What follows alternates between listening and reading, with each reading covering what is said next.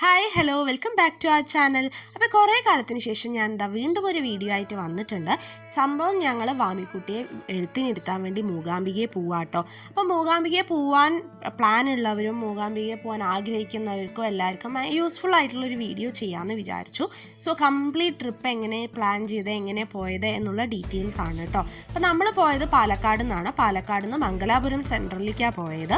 രാത്രിത്തെ വെസ്റ്റ് കോസ്റ്റിലാണ് കേട്ടോ നമ്മൾ പോയത്. ഷൊർണൂർ ആണെങ്കിൽ ബൈന്ദൂരിക്ക് മൂകാംബിക റോഡിക്ക് ട്രെയിൻ ഉണ്ട്. അതാണ് കുറച്ചും കൂടെ നല്ലത്. മംഗലാപുരത്ത് പോയി കഴിഞ്ഞാൽ വീണ്ടും ഒരു 5 hours നമ്മൾ ബസ്സിൽ ട്രാവൽ ചെയ്യേണ്ടി വരും. ഇത് രാവിലെ ഞങ്ങൾ ഇതേ 5:55 ആകുമ്പോഴേക്കും അവിടെ എത്തി. അപ്പോൾ നമ്മൾ എണീറ്റ് റെഡിയായിരുന്നു. വാമി എണീറ്റിട്ടുണ്ടായിരുന്നു കേട്ടോ. രാവിലെ എണീറ്റു. നമ്മൾ പിന്നെ നേരെ റെയിൽവേ സ്റ്റേഷൻ്റെ ഫ്രണ്ട് തന്നെ നമുക്ക് ബസ്സുണ്ട്. ആ ബസ് കയറിയിട്ടാണ് നമ്മൾ പോയത്. ഒരാൾക്ക് 205 rupees വരുന്നത് കേട്ടോ. അമ്പലത്തിൻ്റെ തൊട്ട് മുന്നിലാണ് സ്റ്റാൻഡ് ഉള്ളത്, ബസ് സ്റ്റാൻഡ് ഉള്ളത്. അപ്പോൾ അവിടെ ഇറങ്ങിക്കഴിഞ്ഞാൽ ഒരു 40 ഉറുപ്പിയും കൂടെ ഓട്ടോന് കൊടുത്തിട്ടാണ് നമ്മൾ റൂമിലേക്ക് പോയത്. അപ്പോൾ നമ്മൾ റൂം ബുക്ക് ചെയ്തിട്ടുണ്ടായിരുന്നില്ല, ഓഫ് സീസൺ ആയിരുന്നു. അപ്പോൾ നമ്മുടെ റൂമിൻ്റെ ഡീറ്റെയിൽസൊക്കെ ഞാൻ ആഡ് ചെയ്തിട്ടുണ്ട്. അപ്പോൾ ഇതാണ് റൂം. അത്യാവശ്യം ഹൈജീനിക് ആയിരുന്നു, അത്യാവശ്യം നീറ്റ് ആൻഡ് ക്ലീൻ ആയിരുന്നു. പിന്നെ അമ്പലത്തിൻ്റെ തൊട്ടടുത്തായിരുന്നു നമ്മുടെ റൂം എന്നുള്ളൊരു ഗുണം കൂടി ഉണ്ടായിരുന്നു കേട്ടോ.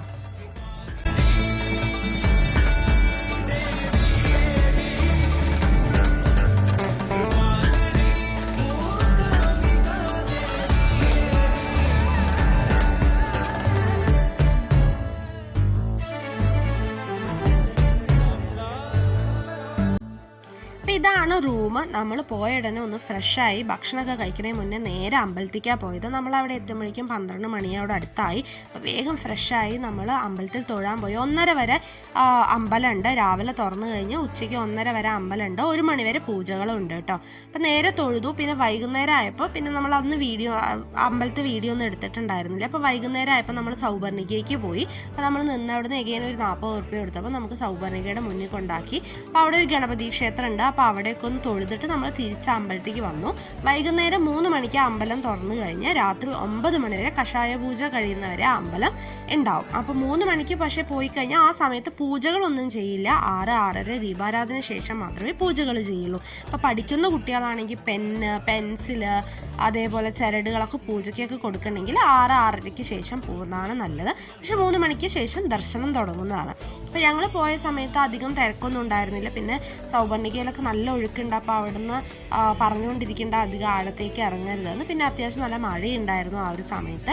പിന്നെ സ്കൂൾ തുറന്നതുകൊണ്ടായിരിക്കാം തിരക്കൊന്നും അധികം നമ്മൾ പോയ സമയത്ത് ഉണ്ടാകാത്തതുകൊണ്ട് നമുക്ക് ഇടയിൽ ഫുള്ളായിട്ട് തൊഴാൻ പറ്റും. നല്ല മഴയുണ്ടായിരുന്നു. നല്ലൊരു അറ്റ്മോസ്ഫിയർ ആയിരുന്നു. ദീപാരാധന സമയത്ത് നമുക്ക് അടച്ചിരിക്കുകയായിരുന്നു. അപ്പോൾ ആ സമയത്ത് എല്ലാവരും ഇങ്ങനെ കുടയും വെച്ച് തൊഴുകയായിരുന്നു. നല്ലൊരു അറ്റ്മോസ്ഫിയർ ആയിരുന്നു. അപ്പോൾ അന്ന് നമ്മൾ തൊഴുത് രാത്രി കഷായ പൂജയും കഴിഞ്ഞിട്ടാണ് കേട്ടോ നമ്മൾ വന്നത്, റൂമിലേക്ക് വന്നത്. കഷായം വളരെ നല്ലതാണ് നമ്മുടെ ശരീരത്തിനെന്ന് പറയും. അപ്പോൾ കഷായമൊക്കെ കഴിച്ചിട്ടാണ് വന്നത്. പിന്നെ പിറ്റേന്ന് രാവിലെ ഞങ്ങൾ നേരത്തെ വാമിക്കുട്ടിയെ എഴുത്തിനിരുത്താൻ വേണ്ടി പോയി കേട്ടോ. ഒരു 8 മണിയോടടുത്ത് നമ്മൾ അമ്പലത്തേക്ക് പോയി. അപ്പോഴൊരു ക്ലൗഡി ഒരു അറ്റ്മോസ്ഫിയർ ആയിരുന്നു. മഴ പെയ്യുന്നുണ്ടായിരുന്നു. 200 ഉറുപ്പിയാണ് എഴുത്തിനിരിക്കാൻ വേണ്ടിയിട്ട് ഒരാൾക്ക് അവിടുന്ന് വാങ്ങുന്നത്. നേരത്തെ പ്രീ ബുക്ക് ചെയ്യേണ്ട ആവശ്യമൊന്നും വന്നില്ല. അന്ന് രാവിലെ തന്നെ നമ്മൾ പോയിട്ട് ബുക്ക് ചെയ്യുകയാണ് ചെയ്തിട്ടുണ്ടായിരുന്നത്. ഇത് അമ്പലത്തിൻ്റെ തൊട്ടടുത്തുള്ളൊരു വിനായകൻ്റെ ക്ഷേത്രമാണ്. അപ്പോൾ അവിടെ ഒന്ന് നമ്മൾ കയറി തൊഴുതിട്ടാണ് നമ്മൾ എഴുത്തിനിരുത്താൻ പോയത് കേട്ടോ. അപ്പോൾ വാമിക്കുട്ടിയെ ഉറക്കത്ത് എണീറ്റിട്ട് അവൾ അത്യാവശ്യം ഒരു എന്താ പറയുക ഭയങ്കര മൂഡ് ശരിയായിട്ടുണ്ടായിരുന്നില്ല. ഉറക്കമൊന്നും ശരിയായി. 2 ദിവസം ട്രാവലും ഇതൊക്കെ ആയിട്ട് ഉറക്കം ശരിയായിട്ടുണ്ടായിരുന്നില്ല. പിന്നെ നമ്മൾ പോയി എഴുത്തിനിരുന്നിട്ട് നമ്മൾ വരികയാണ് ചെയ്തത്. അപ്പോൾ നമുക്ക് രാവിലെ പോകുന്നവർക്ക് ഒരു ഗോൾഡിൻ്റെ മോതിരം വേണം. നാവിൽ എഴുതിക്കാൻ വേണ്ടിയിട്ടാണ് അവർ മോതിരം വേണമെന്ന് പറയുന്നുണ്ട്. അപ്പോൾ അച്ഛനോ അമ്മയോ ആരെങ്കിലും ഒരാൾ ഇരുന്ന് മടിയിൽ വെച്ചിട്ട് അവർ പറയുന്ന ഹരിശ്രീ ഗണപതേ നമ, വിഘ്നമസ്തു, അങ്ങനെ ശ്രീ ഗുരുഭ്യോ നമ അതൊക്കെ പറയുന്നുണ്ട്. അപ്പോൾ അതൊക്കെ അവിടെ ഇരുന്ന് എഴുതിച്ചിട്ട് നമുക്ക് കൊണ്ടുവരാം. അപ്പോൾ അങ്ങനെ നമ്മൾ അമ്പലത്തേക്ക് പോയതാട്ടോ.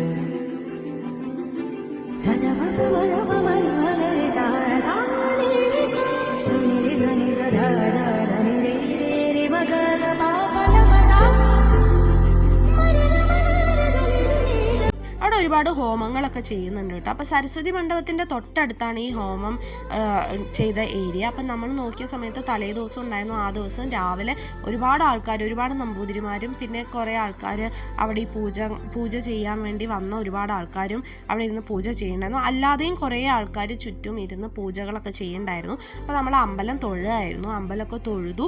എന്നിട്ട് നമ്മൾ എഴുത്തിനിരുന്നു കേട്ടോ. നമ്മൾ പോയ സമയത്ത് എഴുത്തിന് അത്യാവശ്യം നല്ല തിരക്കുണ്ടായിരുന്നു. എഴുത്തിനിരിക്കാൻ മാത്രം, പക്ഷെ ഒരുപാടൊന്നും പറയാൻ പറ്റില്ല, എന്നാലും അത്യാവശ്യം തിരക്കുണ്ടായിരുന്നു. പാമി ആകെ അന്തം വിട്ട് അവളുടെ കയ്യത്തെ മാറി അപ്പുറത്തെ കുട്ടി എഴുതാൻ നോക്കിക്കൊണ്ടിരിക്കുമായിരുന്നു കേട്ടോ.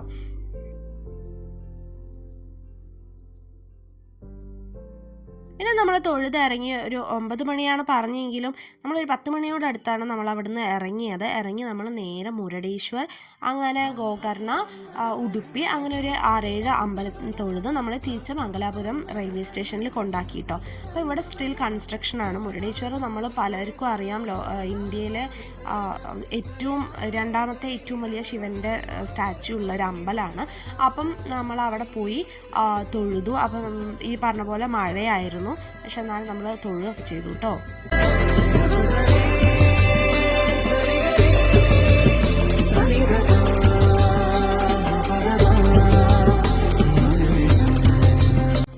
ബീച്ചിൽ ഭയങ്കര തിരമാല അടിക്കുന്നതുകൊണ്ടാണ് തോന്നുന്നു, അതോ മഴയുടെ ഇതായതുകൊണ്ടാണെന്ന് അറിയില്ല. ബീച്ച് എന്തായാലും ക്ലോസ് ചെയ്തിരിക്കുകയാണ്. അവിടെ ആർക്കും എൻട്രി ഒന്നും ഉണ്ടായിരുന്നില്ല. നമ്മൾ പോയ സമയത്ത് ഭയങ്കര ഫോഴ്സിലായിരുന്നു അവിടെ തിര അടിച്ചുകൊണ്ടിരിക്കുന്നുണ്ടായിരുന്നു. നല്ല രസമായിരുന്നു കാണാൻ. മൊത്തത്തിൽ അറ്റ്മോസ്ഫിയർ, തണുപ്പും ആ ഒരു മഴയും ഒക്കെ കൂടെ അടിപൊളിയായിരുന്നു. പിന്നെ നമ്മൾ അവിടുന്ന് 6 സ്ഥലത്തേക്കാണ് നമ്മൾ പോയത്. രാത്രി 9 മണി വരെ ആയിരുന്നു ഞാൻ പറഞ്ഞ പോലെ. അപ്പോൾ 6 രൂപയാണ് നമുക്ക് ടാക്സിക്ക് ചാർജ് ചെയ്തത് കേട്ടോ. നമുക്ക് ടാക്സി ചാർജ് ചെയ്യുന്ന സമയത്ത് അങ്ങോട്ടും ഇങ്ങോട്ടും ഉള്ള റേറ്റ് അവരെടുക്കും. കാരണം അവർക്ക് തിരിച്ച് വരുമ്പോൾ കാലി വണ്ടി ഓടണം എന്നുള്ളതുകൊണ്ട് അവർ അങ്ങോട്ടും ഇങ്ങോട്ടുള്ള എടുക്കും കേട്ടോ. പിന്നെ വാമി അത്യാവശ്യം നല്ല ഉറക്കത്തിലായിരുന്നു. പിന്നെ നമ്മൾ ശിവൻ്റെ അവിടെ തൊഴുതു. മുരുടേശ്വർ ഉച്ചയ്ക്ക് 12 മണി വരെ ഉണ്ടാവുള്ളൂ. 12 മണിക്ക് കറക്റ്റ് ക്ലോസ് ചെയ്യും കേട്ടോ. അപ്പോൾ നമ്മൾ കറക്റ്റ് അവിടെ എത്തുമ്പോഴേക്കും ഒരു 5 മിനിറ്റും കൂടെ ലേറ്റ് ആയിട്ടുണ്ടെങ്കിൽ ചിലപ്പോൾ അമ്പലം അടച്ചിട്ടുണ്ടാവും. അപ്പോൾ നമ്മൾ മുകളിൽ പോയി അമ്പലമൊക്കെ തൊഴുതു. കുറച്ച് നേരം അവിടെ ഇരുന്ന് ഫോട്ടോ വീഡിയോ ഒക്കെ എടുത്ത് എല്ലാം ഒന്ന് ചുറ്റി കണ്ടിട്ടാട്ടോ നമ്മൾ അവിടെ നിന്ന് ഇറങ്ങി.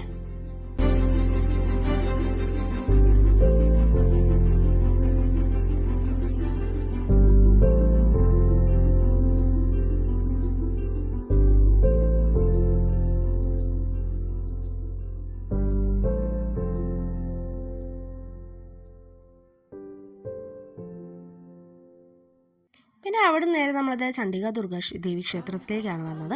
ഇവിടെ പറയാനുള്ള കാര്യങ്ങൾ എന്ന് പറഞ്ഞു കഴിഞ്ഞാൽ ഉടുപ്പിയിലാണെങ്കിലും ഈ ചണ്ഡിക ദുർഗ ദേവി ക്ഷേത്രത്തിലാണെങ്കിലും ശരി, വിഘ്നേശ്വരൻ്റെ ക്ഷേത്രത്തിലാണെങ്കിലും ശരി, എവിടെയും തന്നെ അമ്പലം ക്ലോസ് ചെയ്യുന്നില്ല. രാവിലെ 4 മണിക്ക് തുറന്നു കഴിഞ്ഞാൽ രാത്രി 9 മണി വരെ അമ്പലങ്ങൾ ഓപ്പൺ ആണ്.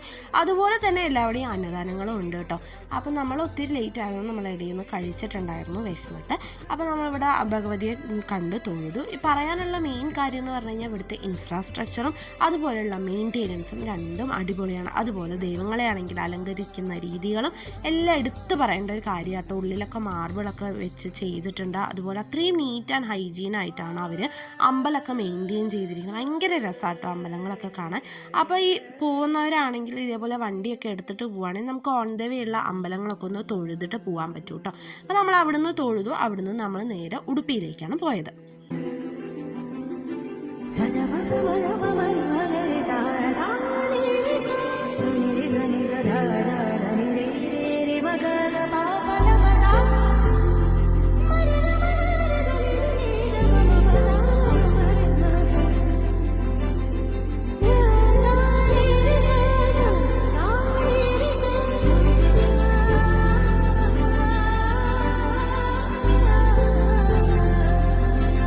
അവിടെ നിന്ന് ഇറങ്ങിയത് തൊട്ടടുത്ത് അരിയോട് വിനായക ക്ഷേത്രം എന്ന് പറഞ്ഞിട്ടുള്ളൊരു വിനായക ക്ഷേത്രത്തിലേക്കാണ് പോയത് കേട്ടോ. അവിടുന്ന് ഇവിടുത്തെ വിനായകൻ്റെ ശില്പം അല്ലെങ്കിൽ പ്രതിഷ്ഠ വളരുന്നു എന്നുള്ളൊരു സങ്കല്പം കൂടിയുണ്ട്. അപ്പോൾ അവിടെ വിഘ്നേശ്വരനെ തൊഴുതിട്ട് നമ്മൾ ഉടുപ്പിലേക്ക് നേരെ പോയത് ഉടുപ്പിയിലേക്കാണ്.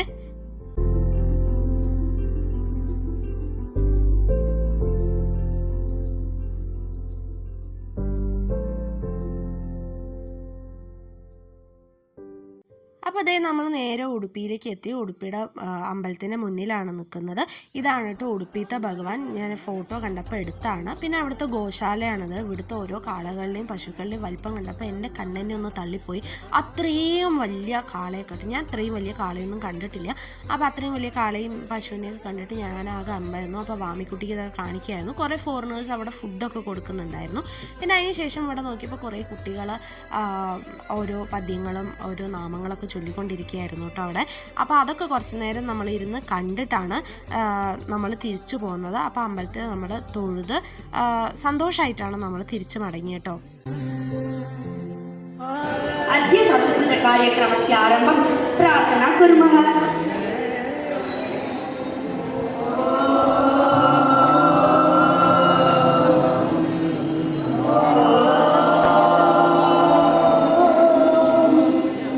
ഭഗവാന് 9 ഓട്ടകളിലാട്ടോ നമ്മൾ തൊഴുക. അതേപോലെ ഭഗവാൻ തിരിഞ്ഞിരിക്കുകയാണ് എന്നുള്ളതാണ് ഐതിഹ്യം. പണ്ട് താഴ്ന്ന ജാതിക്കാരൻ വന്ന് തൊഴുത സമയത്ത് ഉയർന്ന ജാതിയിലുള്ളവർ വളരെ മോശമായി പെരുമാറുകയും അവിടെ നിന്ന് കരയുകയും ചെയ്തപ്പോൾ ബാക്ക് സൈഡിൽ നിന്ന് കരഞ്ഞപ്പോൾ ഭഗവാൻ തിരിഞ്ഞു എന്നാണ് ഐതിഹ്യം. ഇതൊക്കെ അവിടെ വിൽക്കാൻ വെച്ചതാണ്. ഭയങ്കര റേറ്റ് ആട്ടോ. പിന്നെ അവിടെ നമ്മൾ നേരെ ഇറങ്ങി ഗോകർണത്തേക്കാണ് പോയത്. ഗോകർണത്തിൽ വൈകുന്നേരമായി നമ്മൾ എത്തുന്നത്. വൈകുന്നേരത്തോടടുത്തായി അത്യാവശ്യം ഞങ്ങളെല്ലാവരും നന്നായി ക്ഷീണിച്ചിട്ടുണ്ടായിരുന്നു. 4 മണിയോടടുത്താണ് നമ്മളവിടെ എത്തിയത് കേട്ടോ. ഉടുപ്പിയിൽ കുറച്ച് നേരം നന്നായി സ്പെൻഡ് ചെയ്ത് കടകളൊക്കെ കണ്ടിട്ടാണ് നമ്മൾ വന്നത്. അപ്പോൾ കൃഷ്ണൻ്റെ ആ ബൊമ്മകളൊക്കെ കണ്ടപ്പോൾ സ്റ്റാച്യൂസൊക്കെ കണ്ടപ്പോൾ എനിക്ക് ഭയങ്കര ഇഷ്ടമായി. പക്ഷെ ഭയങ്കര റേറ്റ് ആയിരുന്നു അവിടെ. 10-32 റുപ്യൊക്കെ ഓരോ വിഗ്രഹങ്ങൾക്ക് റേറ്റ് പറയുന്നുണ്ട് കേട്ടോ. പിന്നെ ഇത് ഗോകർണത്തേക്ക് നമ്മൾ എത്തിയപ്പോഴേക്കും മഴയൊക്കെ അവിടെ പെയ്തിട്ടുണ്ടായിരുന്നു. ഇതൊക്കെ അവിടെയുള്ള ഞാൻ പറഞ്ഞില്ലേ ഓരോ അമ്പലങ്ങളുടെ ഇൻഫ്രാസ്ട്രക്ചർ എടുത്ത് പറയേണ്ട കാര്യമായിരുന്നു. നമ്മൾ കുറച്ച് നേരത്തെ ആയതുകൊണ്ട് അവിടെ വാട്ടർ ഫൗണ്ടെയിൻ ഒന്നും തുടങ്ങിയിട്ടുണ്ടായില്ല. അപ്പോൾ ഞാൻ കുറച്ച് ഫോട്ടോസ് ആഡ് ചെയ്യുന്നുണ്ട് ഗോകർണത്തിൽ. അപ്പോൾ എല്ലാം അടിപൊളിയായിരുന്നു. അങ്ങനെ നമ്മൾ പിന്നെയും ക്ഷീണിച്ചുകൊണ്ട് നമ്മൾ പിന്നെയും ചുറ്റാൻ വയ്യാത്തതുകൊണ്ടും നമ്മൾ അതോടുകൂടെ ട്രിപ്പ് അവസാനിപ്പിച്ചു കേട്ടോ. നമ്മൾ നേരെ റെയിൽവേ സ്റ്റേഷനിലേക്ക് 7 മണിയാകുമ്പോഴേക്കും എത്തി. 12 മണിക്കായിരുന്നു ട്രെയിനെങ്കിലും നേരത്തെ എത്തിയതുകൊണ്ട് നമ്മൾ അവിടെ തന്നെ ഫുഡൊക്കെ കഴിച്ച് ഫ്രഷായി. അവിടുത്തെ വെയിറ്റിംഗ് റൂമിൽ തന്നെ നമ്മൾ കുളിയൊക്കെ കഴിഞ്ഞു. പക്ഷെ നല്ല വൃത്തിയുള്ള വെയിറ്റിംഗ് റൂമായിരുന്നു. അപ്പോൾ അത്രയേ ഉള്ളൂ ഇന്നത്തെ വീഡിയോ. നമ്മൾ അങ്ങനെ നേരെ തിരിച്ചു വന്നു. ബൈ.